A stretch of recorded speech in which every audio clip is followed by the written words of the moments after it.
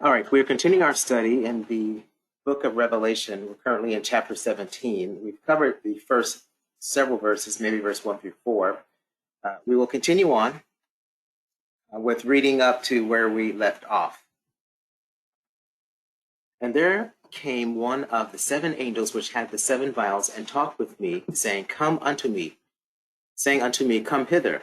I will show unto thee the judgment of the great whore that sitteth upon many waters, with whom the kings of the earth have committed fornication, and the inhabitants of the earth have been made drunk with the wine of her fornication. So he carried me away in the spirit into the wilderness, and I saw a woman sit upon a scarlet-colored beast, full of names of blasphemy, having 7 heads and 10 horns. And the woman was arrayed in purple and scarlet color, and decked with gold and precious stones and pearls, having a golden cup in her hand full of abominations and filthiness of her fornication. So this is basically where we left off last time. John he saw something both with the natural eye, and he saw something, he was taken into the spirit, and what he was shown was this, as we know, this woman, initially called a great whore. She had a golden cup in her hand, filled with all types of abominations and filthiness. She was decked in clothing. So this is all just initially, everything is just basically starts out with just as a natural, and then he moves her into the spiritual realm to look at this woman a little closer. Now, when we get to verse 5, now he has never called her by name yet. He's always been described her as a woman adorned a certain way, and called a great whore. But now with the spiritual eye, he's seeing further about a further description or identity of who this woman is. Now, I've gone ahead and called her Babylon the Great, right? But it had not been yet identified yet. But as he continues and is led into the spirit, more information is revealed. And this woman that he's seen that sits upon the scarlet beast, he says, upon her forehead was a name written mystery. So we looked at this a little bit yesterday. What the forehead is, that's associated with the identity of an individual. So whatever's written on their forehead, that's their identity often, right? It's association with what the mind is captivated by, or what the mind is given over to, or what the mind has been transformed or changed into, right? Or a name on someone's forehead also can mean ownership. Like someone has ownership over that, or they belong to someone or something. So typically that's what we see on the forehead. And that's what we've read throughout the book of Revelation, right? Things attached to the forehead as it relates to the Antichrist, putting the symbol or a seal on their forehead and in their hand. But in the Old Testament, symbols and names are written on the forehead of those that belong to God, things like that, right? So the forehead is symbolic of where the mind is given to, or what the mind is captivated by, is what we're talking about here as it relates to this great woman who is a whore, right? Previously, as we said, this woman was defined as just as a woman. She was adorned. She was an adorned great whore with a golden cup. It yet had not been revealed that this was actually mystery, Babylon the Great, the mother of harlots and abomination of the earth. So there is this, as we often see in the book of Revelation, there's this progressive revealing or revelation of identities a little bit at a time, but it's as we go deeper into the spiritual realm, then we're able to see more. It starts out with the natural eye, a perception with the natural eye, then we goes into the spiritual eye or spiritual revelation, right? What the title written on this woman's forehead, it lets us know what their focus is mentally. Their focus is on fornication, as we're going to see both spiritual fornication and spiritual fornication, which we call spiritual idolatry. So that's what's on her forehead means. That's what she's focused on, right? That's what the mind is given to, just focus on fornication. And we're going to see that because that's why she's called the mother of harlots and abominations of the earth. That's where her focus is on. Just like our mind is transformed by Christ, right? And Christ says that he's going to put his name upon our foreheads and the name of our Father upon his foreheads. We are both, that's our identity. We are transformed by that. And that's what our focus is. Our focus is on the Father. Our focus is on Christ. Our focus is on God. Well, this woman here, that's her focus. Her focus is on fornication, both physically and spiritual idolatry. And so I think last time we discussed looking at what the forehead is associated with. When we looked at Revelation chapter 14, verse 1, we see an example here that relates to Christ, and God the Father and those that followed him, the saints. It says, Jesus speaking in Revelation chapter 14, verse 1, it says, speaking of John, it says, and I looked, and lo, a lamb stood on Mount Zion, and with him 144,000 having his father's name written in their forehead. So this is on their forehead is the name of God written in their forehead. That shows both ownership. It shows who they associate their identity with. Their identity is with God. They have a special relationship with. That's actually representing 144,000. Those are virgin male Jews, right? And God is their husband, and they represent the bride. So there is this relationship that is going on here that they are both captivated by. That's their identity, and that is their ownership. And in the same manner, this woman here having this name in her forehead, it shows what her mind or thought has been transformed to, what her purpose, what her goal is, and things like that. Revelation chapter 3, verse 12 gives another example of association of a forehead, writing things on the forehead. Jesus is speaking in Revelation chapter 3, verse 12 to one of the 7 churches. He says, him that overcometh will I make a pillar in the temple of my God, and I will write upon him the name of my God and the name of the city of my God, and I will write upon him my new name. So we know Christ is going to have a new name as well. And all of that is put on the saints, or those that follow after Jesus. This is specific to New Testament believers, right? He's going to put all of this on the New Testament believers. And so that has to do with both a place, it has to do with their identity and their association and what they've been given over to, right? So all of that is bundled up into a name written upon them, right? And typically it's talking about upon their forehead. So we see here, she has a name written upon her head as well. Now it says, upon her forehead was a name written. Now notice here that it says name, not names. Because when you look at this title that is written, it looks like it is a bunch of names. It's one name, mystery, comma, another name, Babylon the Great, comma, the mother of harlots and abominations of the earth. Period. So it looks like there's actually 3 names, 3 titles, 3 identifications, identifiers of this woman here that we're talking about. But it doesn't say names, it actually says name, right? That means that she encompasses all of these are part of her identity. They're not separate from one another. They're not distinct from one another. They all come together, right? And so they're just saying it's all one thing, bound and bundled together. You cannot separate these things out, right? It's all one and the same. You can't take any one of these things out to describe her. It's all of it. It's all together. That is her purpose, her goal, her function as well. So when it says name here, when you look up name in Webster's or whatever, it will tell you a name describes a person, a place, a class, a group. It has a long list of things of what names represent. And it's unique because when you look at this woman here, she has all of them all together.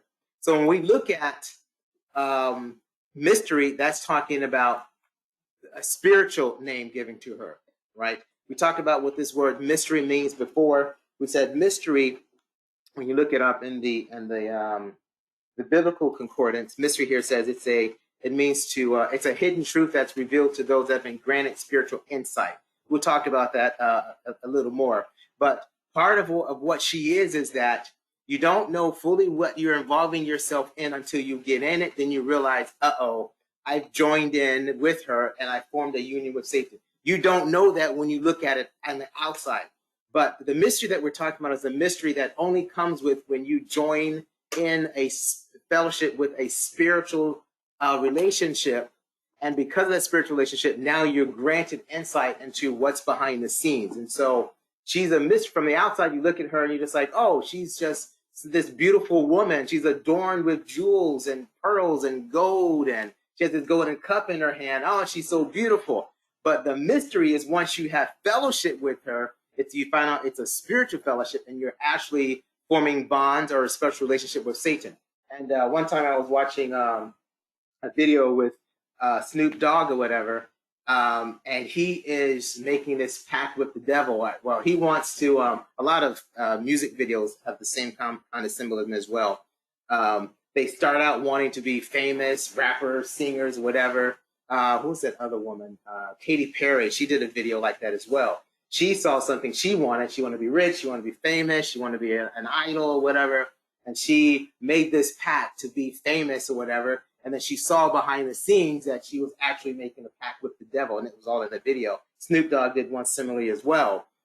That's the mystery part. You look from the outside and you're like, oh, I want to be rich. I want to be famous. And that's where a lot of youth are like, oh, I want to be famous. I want to be, I want to be a star, but they don't know when they are approaching this woman, right? There's a mystery to it. There's something spiritual about it. But once you join it, you realize that, oh man, I've just made a pact with Satan, or this is fully demonic and stuff like that, right? So that's the mystery part. It's a hidden truth that's only revealed to those that have been granted spiritual insight because they've joined in with a spiritual entity or religious entity that they didn't really know was all that religious. They didn't know it was religious at all, but once they joined in, a mystery was revealed, right? That this is spiritual.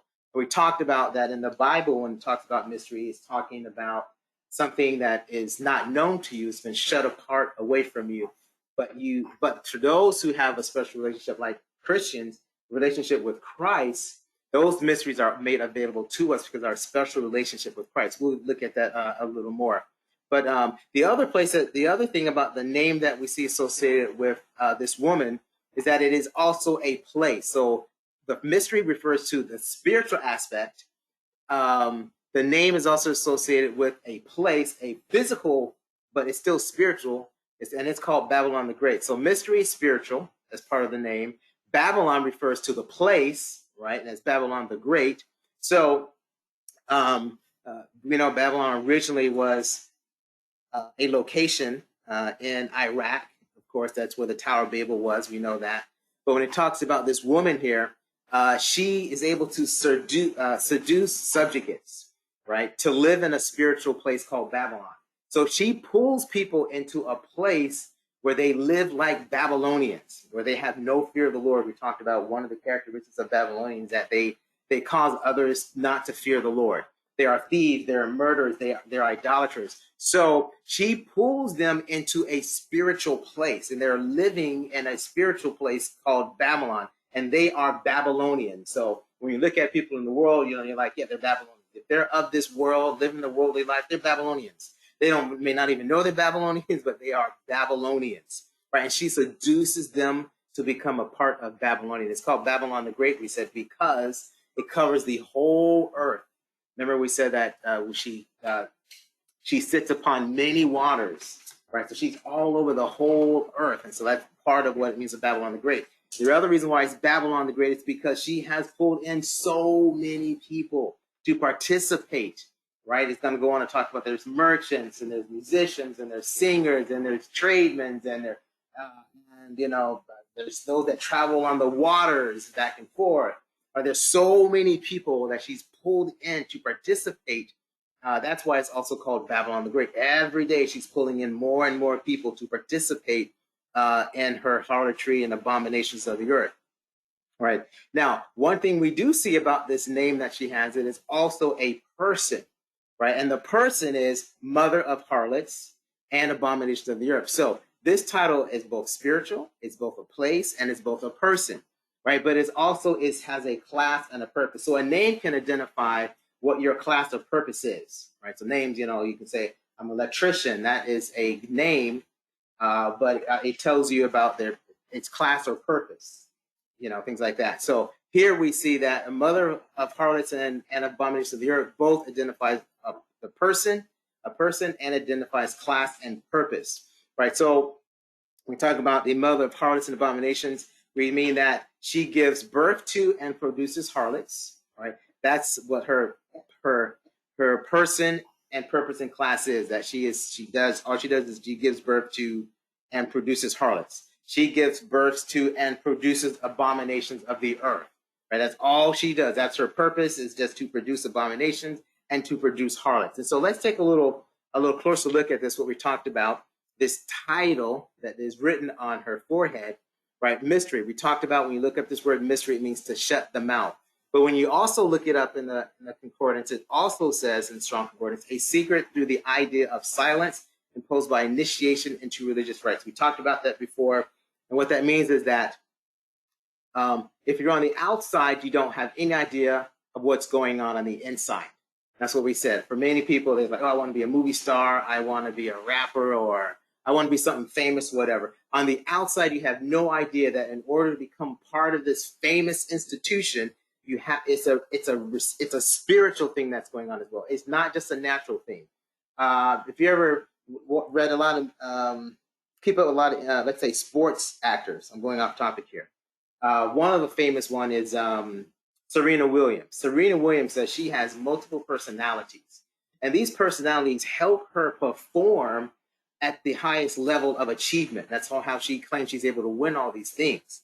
When you look at Tom Brady, he is, for those who don't follow football, he's a big, he's called the GOAT, the greatest of all times football quarterback. He's won the most championships in football, Super Bowls that anyone's ever won, right? We know that he and his wife are associated with witchcraft, right? If you follow, I'm just doing sports today. If you read any books on, for example, Kobe Bryant. Kobe Bryant wrote a book called The Muse, right? The Muse is a spirit or a demon that helps you perform your craft. And if you would listen to his coach, what is the name of that coach? He also was the coach of Michael Jordan as well. Do you remember that coach? I can't remember that coach, right? But he teaches that you need to have a muse. A muse is a demon that helps you, or a spirit that helps you perform they call it craft, but perform your trade or whatever you're doing, whether it be basketball, whatever. But if you were to look into the backgrounds, a lot of those that are athletes or entertainers or movie stars or whatever, they have demons or spirits that work with them that help them accomplish. Now, those on the outside looking on the red carpet or looking at athletes are like, well, I want to be like them. How do we get to be like that? You'll never know that they've made pacts with devils, or they're working with spirits and stuff like that helps them accomplish. But yeah, Kobe Bryant wrote a book. It's called The Muse. And he has a spirit that helps him be aggressive and to overcome his opponents, stuff like that, and to have greater strength and ability and stuff like that. And you would not know that is all a part of what Babylon is. It's a mystery. You only know once you get in what's behind the scenes that allow these people to be so great, right? Jesus talked about this in Mark chapter 4, verse 11.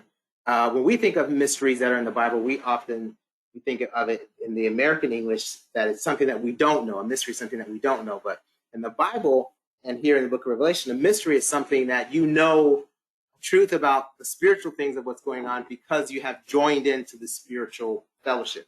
And in Mark chapter 4, verse 11, Jesus speaking to his disciples, he says, and he said unto them, unto you it is given to know the mystery of the kingdom of God, but unto them that are without, all these things are done in parables. So Jesus was telling them all these mysteries in private to Matthew, Mark, Luke, and John, or Peter, James, and John, stuff like that. He was only telling his disciples in private mysteries because they were part of the fellowship with Christ. So when we come into the body of Christ, there are things that are given to us that are mysteries, but mysteries meaning that they're revealed to us because of our relationship with Christ and with God the Father. Even in the occult, in the world of Babylon, right, in order to become great in this world, this Babylonian world, there are mysteries there that you don't know until you join, like how you become great, how to become wealthy and billionaires and stuff like that. How do you become like the guy who came up with Apple? That Steve Jobs, right? He was into a cult. His first computer was labeled 666, and no, it cost 666. Right, that's on Wikipedia. I've said before, and he has the image with the apple bitten out of it. So he made a pact with Satan and the devil and stuff like that to gain all of this, information and stuff like that. A lot of the stuff that people that get famous in this world, which you look behind the scenes, people look at it, oh wow, they're just great. Wow, they're just so smart. I wish I had to come up with something and be a genius, but they don't know there's a mystery behind that. But you don't know that until you get to that level, and you're just like, oh, I thought these guys came up with these ideas all by themselves. No, they had demons working with them, and they revealed to them hidden things, and that are in the demons have given to them spiritually that they now can then become successful. Well, in the body of Christ, Spiritual things are revealed to us that not revealed to other people, because our relationship with Christ, things are revealed to us. And that's what Jesus is saying here in Mark chapter 4, verse 11. Those that are disciples of Christ, he reveals them the truths of the kingdom of God that other people don't know from the outside. And another example we spoke of was 1 Corinthians chapter 15, verse 51 through 52. Paul says, behold, I show you a mystery. And the mystery here he's saying is that the mystery is a truth that is revealed because of our relationship with Christ. This information is being shared with us that we would not have known if we had not have a relationship and fellowship with Christ.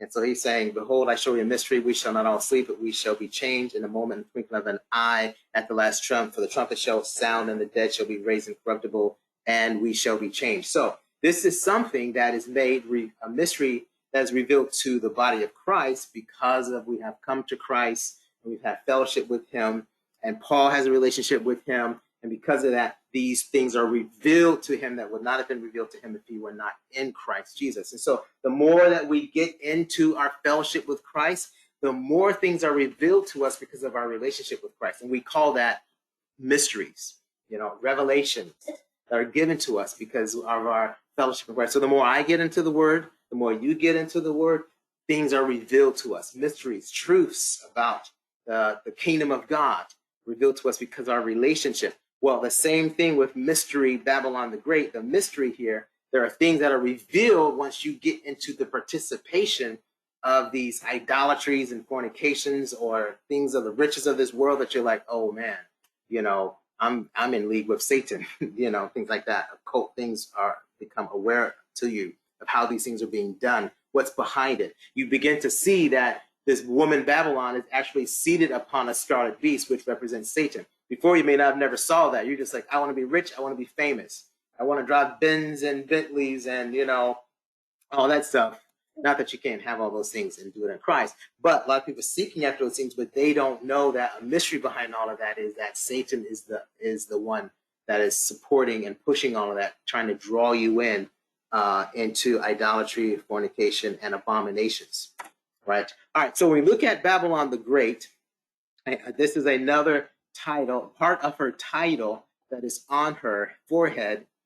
It's called Babylon the Great. Of course, we said before, Babylon started just as a single city in Iraq, right? Just as a tower. And their whole purpose and goal was just to build a city, right? Or to build a tower. And it was for the purpose of overthrowing God and rebelling against God. Right, but now it has become worldwide, so that's why we said it's called Babylon the Great, and it encompasses so many different people, so many different kinds of trades. That's why we call it a city as well, right? Babylon the Great, we know it worships everything and anything but God, right? That's what Babylon the Great also means. It worships everything and anything but God. That's what it's so great about. It worships everything and anything but God, right? We know the word Babel, which is the root word for Babylon, just means great confusion. That's because anytime you get yourself involved in idolatry, and it leads to a lot of confusion because the root of it is Satan's behind all of it. His purpose is to go against all the laws of God. Anytime you cast away all of the laws of God, it leads to confusion, both in heaven and in earth and in politics and the homes, and everything just leads to confusion, right? It's called Babylon the Great because it has wide appeal and affluence, right? It influences everything. Like, you cannot withstand Babylon. I look at certain cultures that like to maintain a certain communities or cultures. They can't fight against. They try to hold on to their own values or whatever, but with time, the appeal of Babylon begins to pull it down, tear it down, and it creeps in and just destroys it. It has wide appeal and affluence. It's everywhere. You cannot escape Babylon. It has grown throughout the world since the beginning of time. It's continued to grow and to become great. The goal was to start with just a single city, but now it's become worldwide, sitting upon many waters. Now, I'll tell you this because we're talking about, we know natural Babylon was destroyed. That kingdom came to an end. It was destroyed by the Medes and the Persians. But it's still talking as if Babylon is present and has increased. So what we're actually talking about is we're talking about actually a spiritual city, a spiritual kingdom that it still exists. But behind all of that, each kingdom that has come on the earth, behind each of those kingdoms is a demon. So when we're talking about spiritual Babylon, right? We're talking about a demon force, a demonic force, a demonic spirit that is working, creating a religious type of system. But the religious system is a religious system based on false worship of false gods, worship of idols, and worship of demons and devils. So it's a religious system, right? That's why we call it a woman, because a woman is symbolic of a religious system, but this religious system is worship of demons and devils and idolatry, and less of the flesh, less of the eyes, and the pride of life. But behind all of it, Babylon really is a demon. It's a demon force. And all of the 7 kingdoms that represents the beast, it says that a beast rose up out of the water and had 7 heads, and on each of the 7 heads were written the names of blasphemy. Each of those heads are actually represented by a demon, right? So Babylon is a demonic force. It's a demon that's driving it, right? And we're stylizing it as a woman, but it actually is a demon spirit that is behind all of it.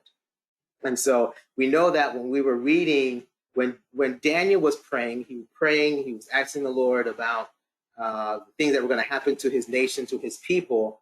And the Lord had sent dispatched an angel to give him that understanding. There was a demon that was fighting the angel of God, right? And then the angel said, well, I'm going to go back. When I go back, the prince of Greece is going to fight against me when I go back. So, and the Greek Empire was a Greek Empire that was going to come up next after the Medo-Persian Empire. So with every kingdom that has come on the scene, even dating back to Egypt and Assyria, and then Babylon, and then all these other Medo-Persian Empire, and then the Greek Empire and the Roman Empire. Demons are over all of those kingdoms, and each of those demons bring forth an additional abomination, right, that has not come upon the earth yet, right? But these demons are able to persist. That's why these spiritual kingdoms are still in existence today, because it's a demonic entity that is the root of all of these different kingdoms that bring forth an additional abomination upon the earth till you reach the fullness of the abomination when the final kingdom comes that's ruled by the Antichrist. That's the full abomination of desolation. You've reached the full strength of it. So this is both spiritual. This is more spiritual than it is actually physical. But again, the name refers to Babylon the Great, which is a place. All right. Also, it says it's called the rest of the name here. It says the mother of harlots and abominations of the earth. All right. So when you see the word mother, you automatically know this is talking about several things. It means it's the greatest of and the first. It's the greatest of, like you said. This is the mother of all workouts, right? I don't know why we don't work out, but all right, this is the mother of all workouts, or the mother of all sandwiches, or whatever. The Whopper is the mother of all. It's the biggest. It's the greatest. It's the best. So when we talk about the mother here, we're talking about it's the greatest of. It's the best of. It's the first, right? It's the original. That's what it's talking about here. But in the other sense as well, it also means that in order to be a mother, it means that you have to give birth to as well, right? So if something is a mother, like you can say this is the mother of all burgers, right? The Whopper, that means that once someone saw that burger, every other burger is based off of that first burger, right? The Whopper isn't the mother of all burgers, though. I don't know what is the mother, the first burger, whatever. But what it means that when that burger came, every other burger just wanted to be like that or came forth from that. It was the origin of all other burgers that came forth. When we talk about mother of harlots and abomination of the earth, that means she was the greatest of all the abominations. She was the greatest and the first of. And that's because her origins were the Tower of Babel. That first time where men gathered together to begin to rebel against and try to overthrow God and begin to worship demons and devils and idols made of gold, silver, and all that stuff, right? But as we said, but it also means gives birth to. So she began to give birth to and to nurture and to raise up certain things to come into full stature. And that's what mothers do. Mothers nurture and they nature. They give birth to, they nurture, and they raise up It's something until it reaches its full stature and is able to go out on its own, and then to continue on its own way. And that is what she does. She gives birth to and nurtures harlots and abominations. That's what she's the mother of, and nurtures and raises up, and nurtures and gives birth to. Now, a mother, in order to be a mother, you have to have children. You can't be a mother if you don't have children, right? So I'm playing on multiple definitions of the word mother here.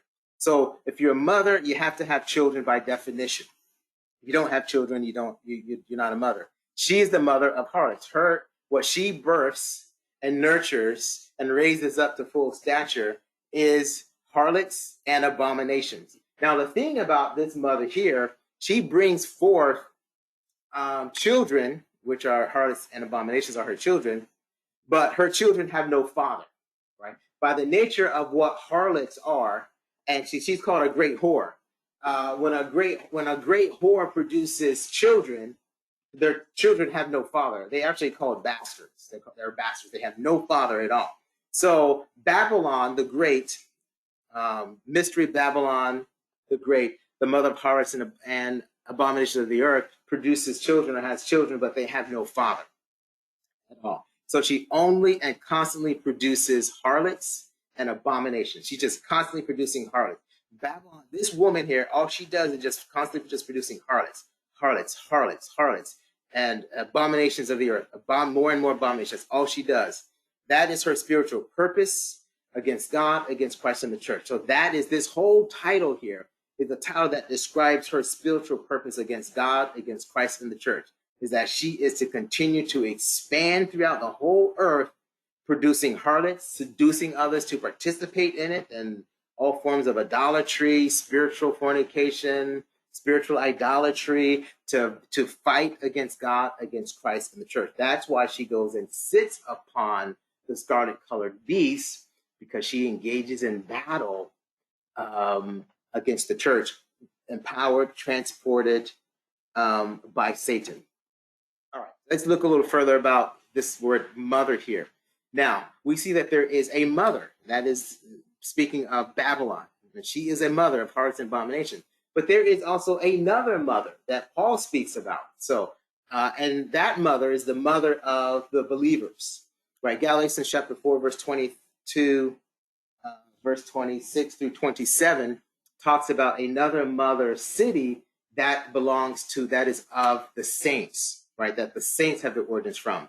Galatians chapter 4 says, "For it is written that Abraham had two sons, one by a bondwoman and the other by a free woman. But Jerusalem, which is above, is free, which is the mother of us all. For it is written, Rejoice, thou barren that bearest not, break forth and cry, thou that travaileth not, for the desolate hath many more children than she that hath an husband." When you read that, you're like, what in the world is he talking about? It's so complicated. It sounds like a mystery, right? But what he's talking about here is that just like there is Babylon, a city, and she produces harlots and abominations, that's her children, there is another mother, which is called Jerusalem, but it's the Jerusalem that is from above. She is the mother that produces, out from her comes those that are of God, that are of Christ, that are the saints, right? So there are two mother cities. There are two mother cities. One is Babylon of earthly, right? That leads people to bondage, that leads people into idolatry and fornication. Then there is another mother, a mother city, which is from above, which is Jerusalem, right? And that is the location of God's people. Whereas Babylon the Great, the mother of abominations and harlots, she is a city, and she has people that's located in her, and they are Babylonians. They are idolaters and, evil and wicked. Hebrews chapter 12, Paul goes on to describe this a little more in more detail. Hebrews chapter 12, verse 22 through 24. He speaks of this mother city, Jerusalem, as the location of God's people, in contrast to Babylon, which is Satan's people, the Babylonian people who hate God and worship idols and serve Satan. He says in Hebrews chapter 12, verse 22, "But ye are come unto Mount Zion, and unto the city of the living God, the heavenly Jerusalem, to an innumerable company of angels, to the general assembly and church of the firstborn, which are written in heaven, and to God, the judge of all, and to the spirits of just men made perfect, right? And to Jesus, the mediator of the new covenant, and to the blood of sprinkling that speaketh better things than that of Abel. Basically, that can sound really complex or complicated. What he's saying is that there is a spiritual city, right, that is above. It's Mount Zion. It's a holy hill, right? It's the place where God, it's a place where Christ reigns, right? Where his throne, not his throne, but his place of habitation. It's a city, a place of habitation where he reigns from. It's like the example of David. David, he reigned from Mount Zion, right? And that's an example where Christ reigns from. It's a place, it's a city, right? City of the living God, right? And it's a heavenly place, and it's the general assembly and church of the firstborn. So when it says general assembly and church of the firstborn, that firstborn he's talking about is Christ is that firstborn. And so Zion is the place of the city of living God where Christ was established as the firstborn, and from him came forth through the covenant as the mediator, right? Through his blood, he was then able to bring about the city of the living God, where we dwell at, where we are made perfect, right? Whereas Babylon, its purpose is to have them drink of the cup of filthiness and fornication and allow themselves to become defiled. Well, here, our birthplace is a birthplace out of the blood of Christ, out of the fellowship of a testimony of a covenant between God and Christ, right? To bring forth a people, to have a place where those that believe in God, worship God, love Christ, right? Have a place for us to dwell at where we are not defiled by the things, the inhabitants of this earth, and by the Babylonian city here, both spiritual and natural, that we have a place, right? That's our mother. That's our birthplace. That's our place of habitation. And that's what he's talking about here. It may sound a little confusing. I'm rushing through it, so I'm not really fully breaking it down in its entirety. But there are two cities that are in contrast here that we're talking about here.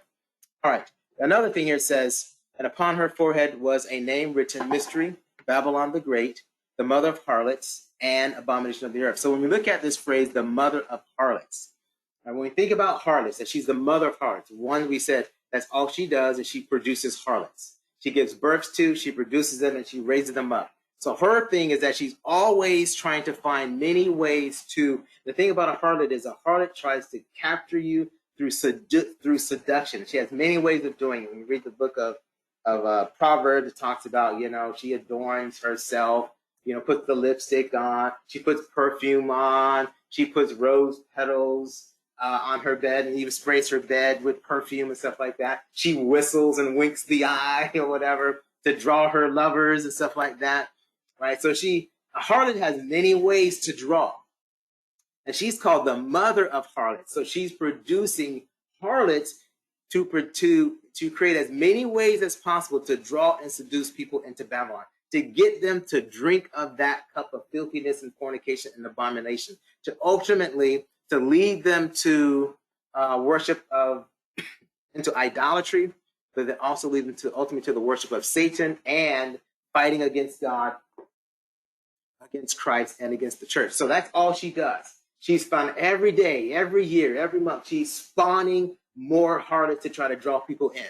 And so she uses the appeal of gold, pearls, riches, the spirituality of hidden truths through, certain like Eastern mysticism or all kind of, like yoga and all of the kinds of different truths where they're like, chase after this, you'll find hidden wisdom and knowledge of how to live longer, be healthier, stuff like that, all these different things, whatever. The mother of harlots, she's also producing false Christian churches, all these weird denominations, that are occults, but they seem to have some, fake, untrue association with Christ, right? But it's a way of drawing, seducing people into false idolatry, into false worship, into not worshiping God or worshiping the true and living God, not worshiping the true Christ that was given to us in the Old Testament and revealed to us in the flesh in the New Testament. You know, they're presenting all these different types of Christian, quote unquote, religions, right? That's harlots. That was produced by the mother of harlots, right? Science, that's also another harlot produced by this woman. She's just producing science, where they believe in science, whether it be Darwinism, evolution, creation of our world, you know, all this stuff, aliens, and, you know, all these kind of science stuff, whatever, belief in science, right? That is one of the harlots of this woman. She's just constantly birthing harlots that seduce people and draw people away from worshiping God, serving God, and draw them into serving and worshiping something else, or denying God, denying Christ, right? Education, one of the most common ways that people say, I'm educated. I don't believe in God. I don't believe in Jesus. I don't believe in that religious stuff. I believe in my PhD, right? I believe in that.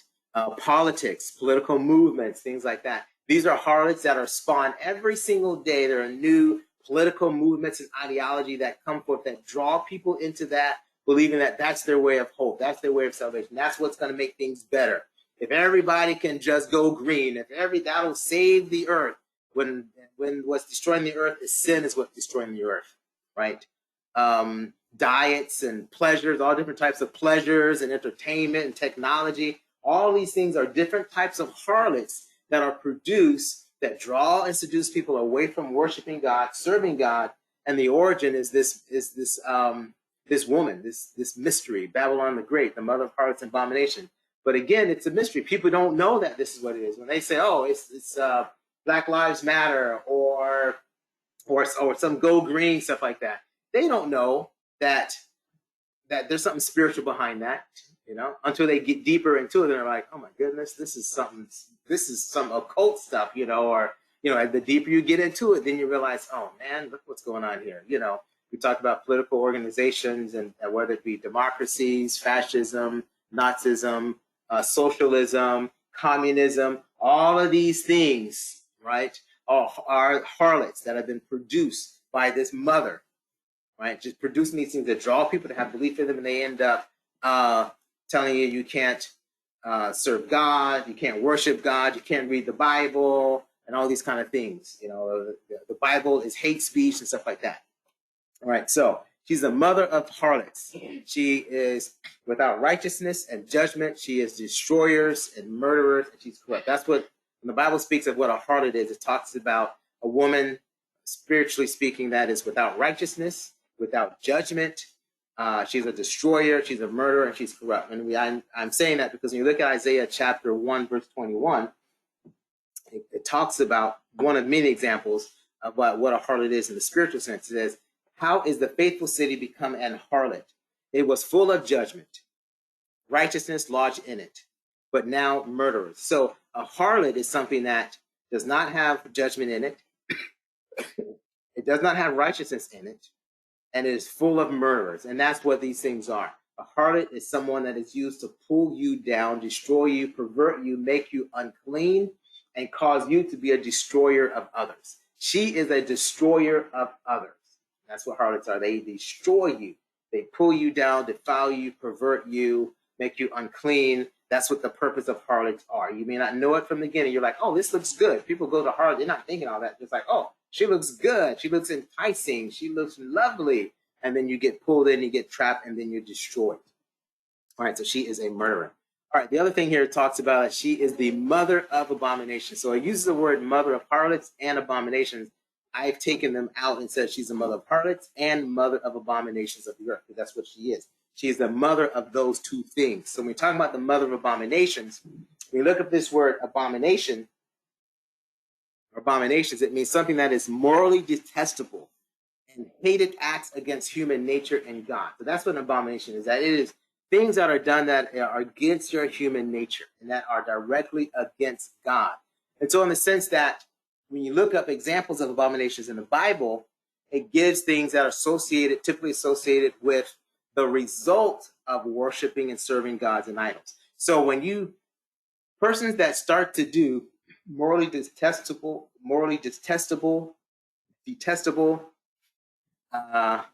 and hated acts against human nature, if you look closely, you're going to see that it's associated with a result of them worshiping serving false gods, serving demons and devils, or idolatry.